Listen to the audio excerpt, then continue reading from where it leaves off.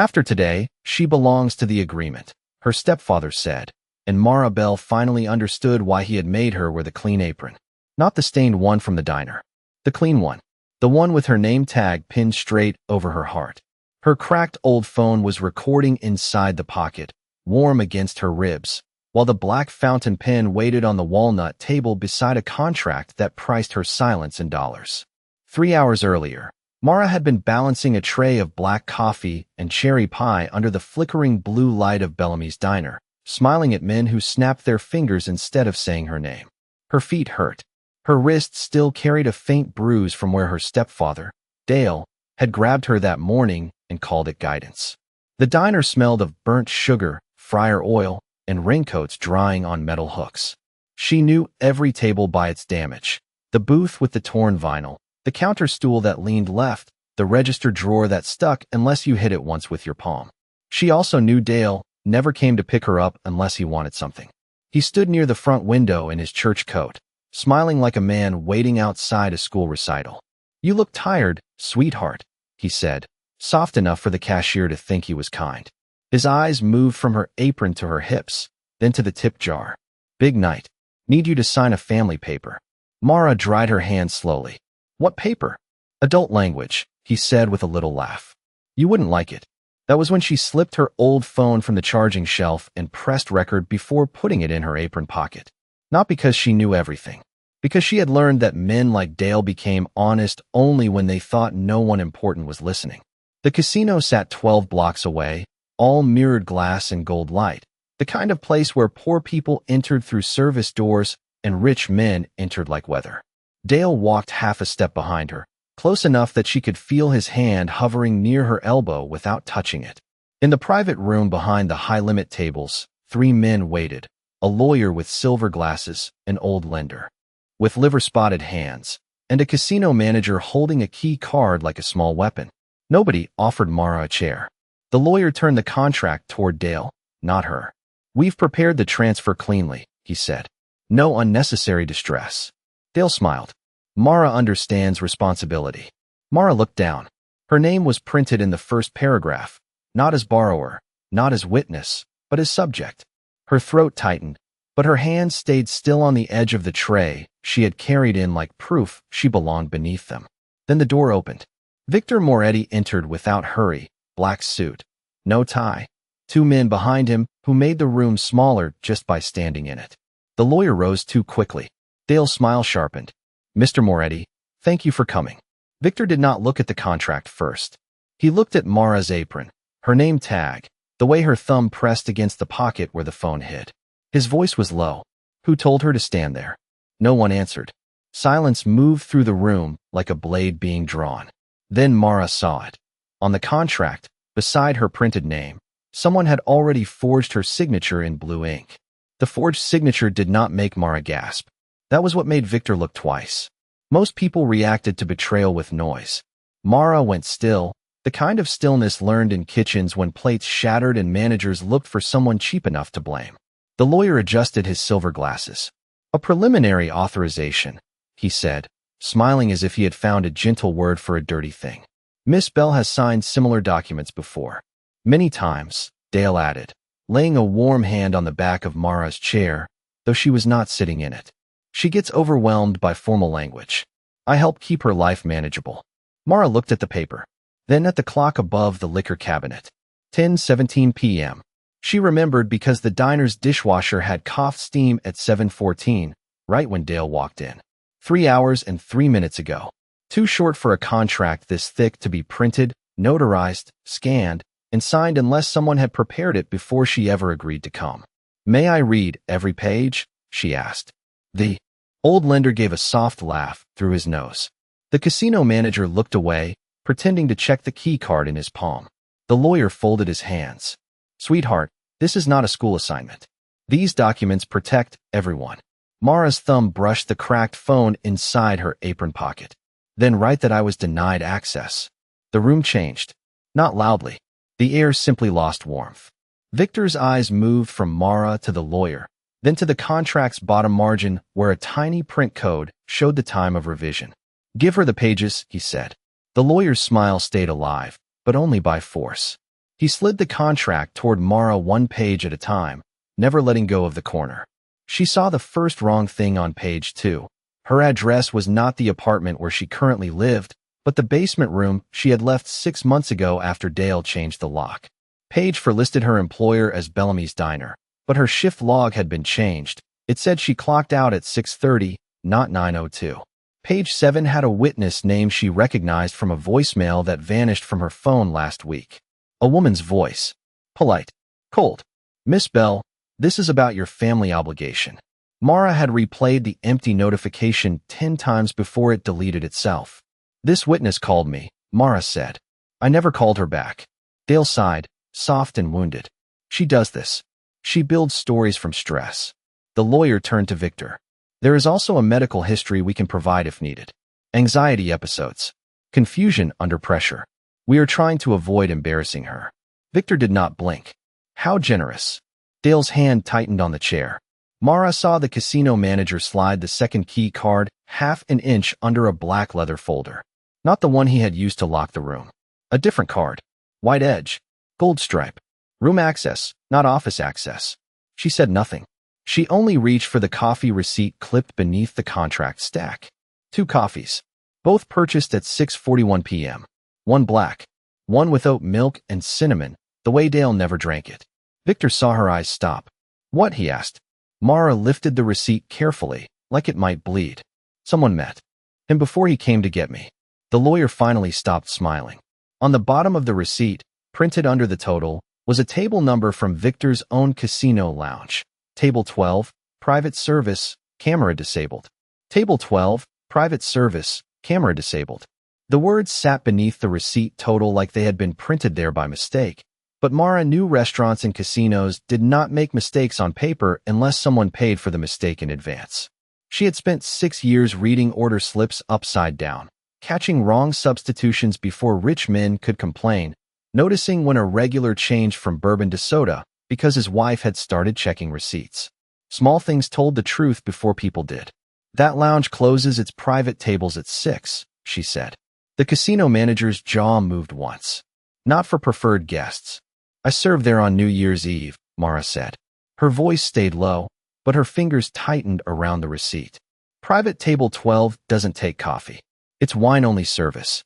Coffee receipts come from the staff counter. The old lender made a patient sound, the kind adults made when children interrupted dinner. Miss Bell, you are a waitress. I'm sure cups and tables feel important to you. Dale smiled with his mouth only. She notices little things. It's sweet until she turns it into trouble. Victor looked at Mara then, not warmly, not with trust, but with the first hint of interest sharpened into something dangerous. Who drinks oat milk and cinnamon?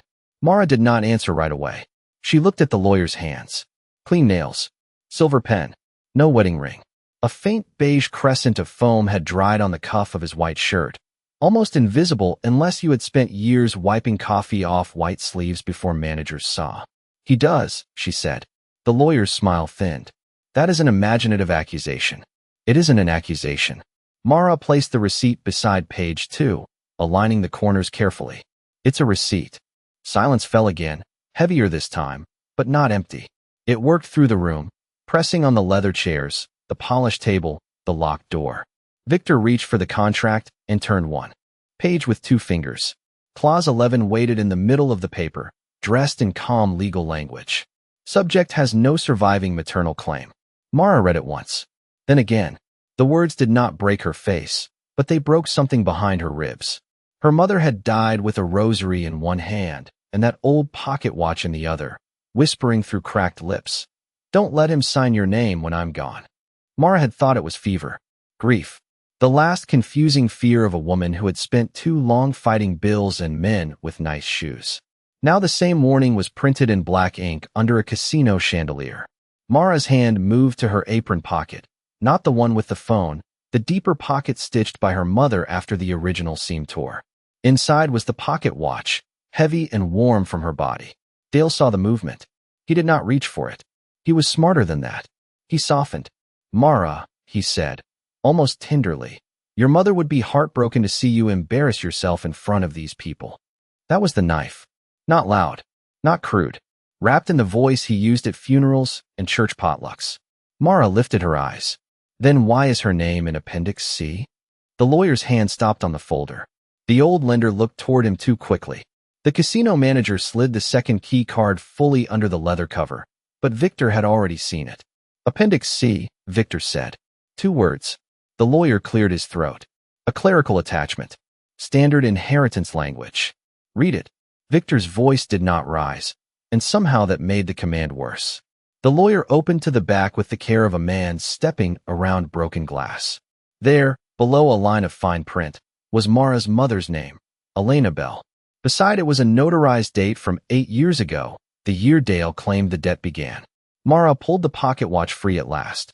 The back clicked open beneath her thumbnail, and a sliver of folded paper showed inside, yellowed at the edge. Dale's face did not change, but his left hand closed around nothing, as if he had just realized the thing he had been searching for had been touching her heart the whole time. The folded paper stayed, half hidden inside the pocket watch, a yellow edge no wider than a fingernail, but the room had already felt it. Dale saw it. The lawyer saw Dale seeing it. Victor saw both. Miss Bell, the lawyer said gently, as if soothing an animal that had wandered into a hotel lobby. Before you produce unrelated personal items, perhaps we should establish competency. He opened a slim folder and slid out a blank sheet of paper. Not a contract. Not yet. A trap dressed as courtesy. Just a simple confirmation that you understand you are here voluntarily. Mara looked at the sentence already typed beneath the blank space. I confirm I entered this agreement freely and without pressure. The casino manager moved behind her, not close enough to touch, but close enough that his cologne pressed into the air. The old lender sighed. This is why arrangements with family can become emotional. We are all trying to preserve your dignity. Dignity. Mara almost laughed. The words sat in his mouth like a silver spoon. Dale leaned closer, his voice warm enough to fool anyone who had never heard it through a locked bedroom door. Sweetheart, sign the simple page. Then Mr. Moretti can go home, and you can stop making working people wait on your feelings. The humiliation did not come as shouting. It came as placement. Mara standing while every man sat. Mara in a diner apron under a chandelier worth more than her yearly rent. Mara's name tag crooked from where her fingers had clutched it too hard.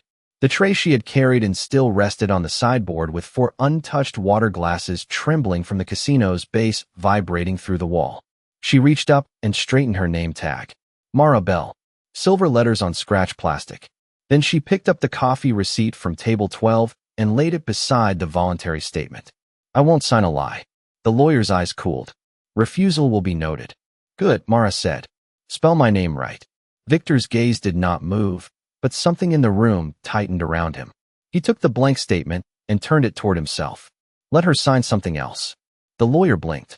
Pardon. Victor pulled a clean napkin from the tray and placed his own fountain pen on top of it. Her name. Nothing more. Dale chuckled. Too quickly. That seems unnecessary. Then it should not frighten you.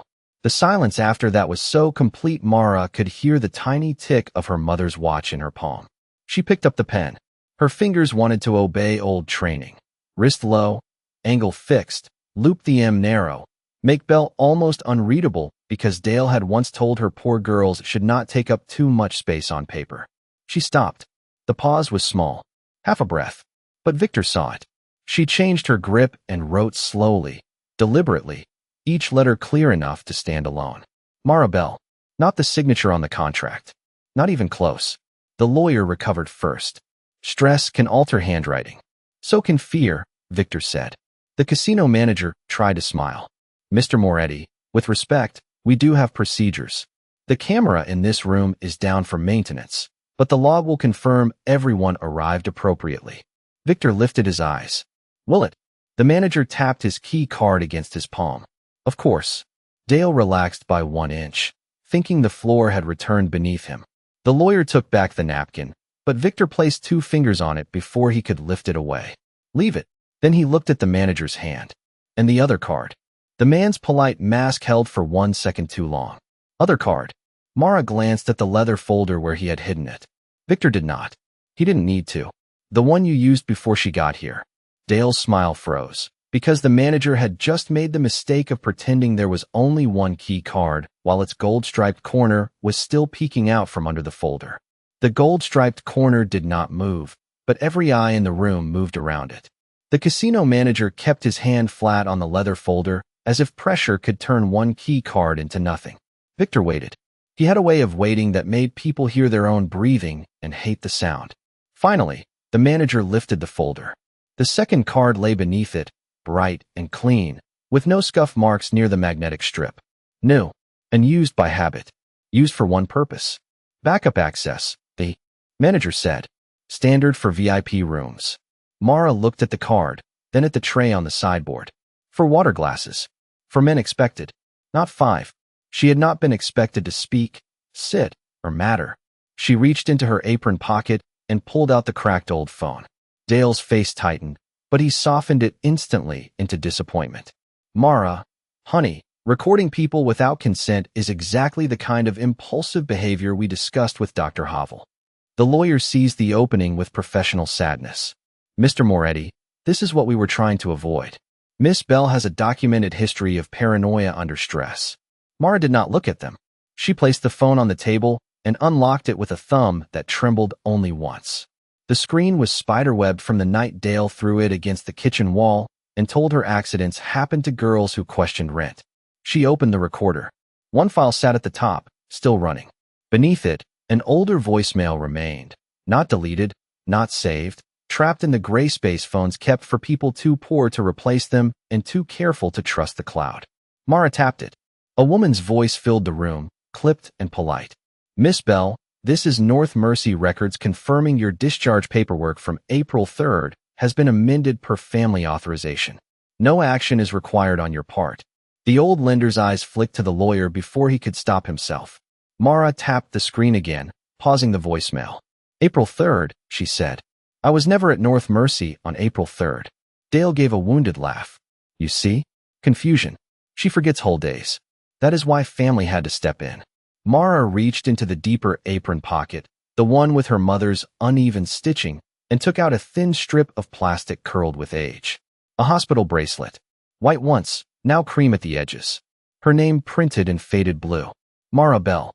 Admission date, April 8th. 5 days later. The silence changed shape. It stopped being doubt and became measurement. Victor took the bracelet, but did not pull it from her fingers until she let go. He looked at the date, then at the voicemail timestamp, then at the signature page in the contract. April 4th, 1 day after the discharge that never happened. 1 day before Mara was actually admitted. The lawyer exhaled through his nose, careful and controlled. Administrative delays are common in hospitals. Before admission? Victor asked. 2 words, flat as stone. The lawyer's mouth remained open for half a second with nothing useful inside it. Dale stepped in smoothly. Mr. Moretti, with respect, we are discussing a troubled young woman who has been protected from her own instability for years. Her mother understood that. I understood that. What you are seeing is not evidence. It is grief wearing a waitress uniform. Mara's eyes lifted then. Not to Dale. To Victor. My mother never called me unstable. She opened the pocket watch with her thumb. The folded paper inside stayed hidden, but beneath it Victor saw a tiny photograph pressed against the brass. Elena Bell standing beside a man in a black suit outside the old casino entrance, his face partly cut from the frame. Only his hand remained visible, wearing a signet ring Victor knew too well. The ring belonged to his late consigliere, the man who had taught him whom to trust. Victor did not look betrayed for long. Men like him did not survive by bleeding where others could see. He folded the photograph once, carefully, along an old crease that had already weakened the paper, and placed it beside the contract as if it were only another item in a business meeting. Then he leaned back. Proceed. Dale blinked. The lawyer blinked faster. I'm sorry. If this agreement is clean, Victor said, finish it. Mara's hand tightened around the pocket watch so hard the brass edge bit into her palm. For 1 second, fear rose old and familiar, the kind that knew how to kneel before it knew how to speak. Then Victor's eyes moved to her phone on the table. Not a command. A reminder. Mara understood. The red recording that was still glowing through the cracked screen. The room had changed shape without the villains noticing. The locked VIP office, the walnut table, The dead camera, the key cards, the polite men with soft voices, all of it had become a trap because Victor had stopped fighting the room and started using it. The lawyer recovered his smile and opened the folder again. Excellent. Then we simply need Miss Bell to acknowledge transfer. Not here, Victor said. Delivery confirmation. The old lender sat forward. That is not necessary. For my books, it is. Victor's voice stayed mild. You want my money. I want clean inventory. The word hit Mara in the stomach. Inventory. Dale smiled before he could stop himself. There it was. The tiny approval in his eyes. The relief of a man hearing another man speak his real language. Mara saw it. And because she had spent half her life serving men who lied better after dinner than before, she knew when to let silence pull more truth out of them. Where do you want her moved? The lawyer asked. Hallway camera first, Victor said. Then lounge floor. I want every party visible. The casino manager cleared his throat. The hallway system is still down. Luca lifted his phone without looking up. It came back 3 minutes ago. A small green light blinked above the door. Once. Twice. The manager stared at it as if the light had betrayed him personally. Dale's fingers brushed the back of Mara's arm. She moved before he touched her. Not far. Just enough. Smile, Mara. He murmured under his breath, his lips barely moving. Men pay less for damaged things. Her old phone lay face up on the table. Recording. Victor's eyes did not move to it. He did not need to. Mara turned toward Dale slowly. Her voice was barely more than air. How many girls did you say that to before me? Dale's smile held, but his eyes sharpened. Don't be dramatic. How many? The lawyer snapped the folder shut. This is inappropriate. Answer her, Victor said. Dale spread his hands. Wounded father again. Sunday coat father. Poor tired man trying to control a difficult child. I raised her. Fed her. Kept a roof over her head when her mother left chaos behind. And this is what gratitude looks like now. Mara looked at the coffee receipt, the key card, the hospital bracelet, the pocket watch. Each small thing lined up like bones being named. You didn't feed me, she said. You deducted groceries from the tips I brought home. The old lender. Shifted. Family accounting can be complicated. Not when it's written down, Mara said. That was the detail she had been saving because it had once seemed too small to matter. Every Friday, Dale made her write her tip totals on the back of diner receipts before he took half for house debt. She reached into her apron and pulled out one folded receipt, soft from months of being carried. The ink faded but readable. Dale's handwriting sat under hers, balance remaining. The lawyer's phone began to vibrate on the table.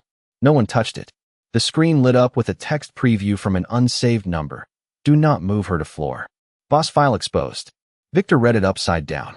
So did Mara. The lawyer grabbed for the phone, but Luca's hand closed over his wrist first. Not hard, just final. Dale looked at Mara then. Really looked, and for the first time that night, he seemed to notice she was not standing behind anyone. Victor had not moved from his chair, but the space beside Mara was no longer empty. The lawyer's phone kept vibrating under Luca's hand, a small trapped animal of light and panic. Do not move her to floor. Boss file exposed. For 3 seconds nobody spoke, and in those 3 seconds Mara understood that powerful men feared records more than tears. Victor rose without hurry. Move, he said. Not to Mara. To the room.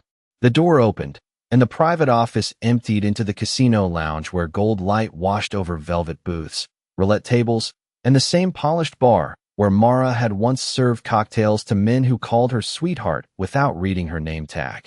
The music faded when Victor stepped onto the floor. Not stopped.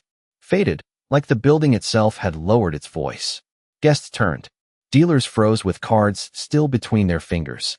The casino manager whispered, Sir, this is not appropriate in public. Victor looked at him once. That is why we're doing it here.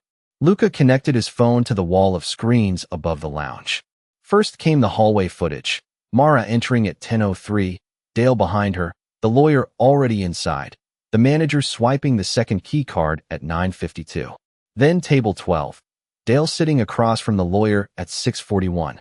Oat milk coffee between them, the same receipt Mara had kept sliding from the black folder. Then North Mercy records, discharge amended April 3rd, contract signature April 4th, Mara admitted April 8th. Dates lined up like knives. The lawyer tried to speak. Context is necessary. Mara lifted her old phone before he could finish. Her thumb found the recording.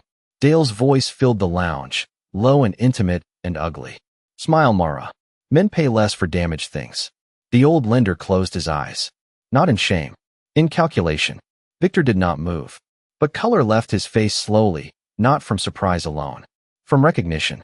From the unbearable arithmetic of all the small things he had missed because waitresses were trained to stand near walls and rich men were trained not to look at them. Mara opened the pocket watch. This time she unfolded the paper completely. It was not just a receipt.